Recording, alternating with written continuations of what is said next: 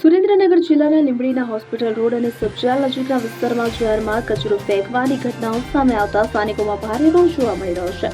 Hospital, jail અને પ્રાથમિક શાળા જેવા સંવેદનશીલ સરકારી સ્થળોની આસપાસ જ ભૂત શેરી અને રામદેવ પીરના ખાંચા પાસે રહેતા કેટલાક લોકો દ્વારા કોથળા ભરીને એંઠવાડ અને કચરો બેફામ ઠાલવવામાં આવી રહ્યો છે, જેના કારણે ગંદકીનું સામ્રાજ્ય ફેલાયું છે. સ્થાનિકો આ માટે નગરપાલિકાની સફાઈ વ્યવસ્થા પર આક્ષેપો કરી રહ્યા છે, જ્યારે બીજી તરફ જાગૃત નાગરિકો આની નગરપાલિકાને બદનામ કરવાનું ષડયંત્ર માની રહ્યા છે. સ્વચ્છતાને કારણે દર્દીઓ, કેદીઓ અને નાના બાળકોમાં મચ્છરજન્ય રોગચાળો ફાટી નીકળવાની ભીતિ સેવાઈ રહી છે. ત્યારે તંત્ર દ્વારા આવા સામાજિક તત્વો સામે તાત્કાલિક કડક દંડાત્મક કાર્યવાહી કરવામાં આવે તેવી પ્રબળ માંગ ઉઠી છે.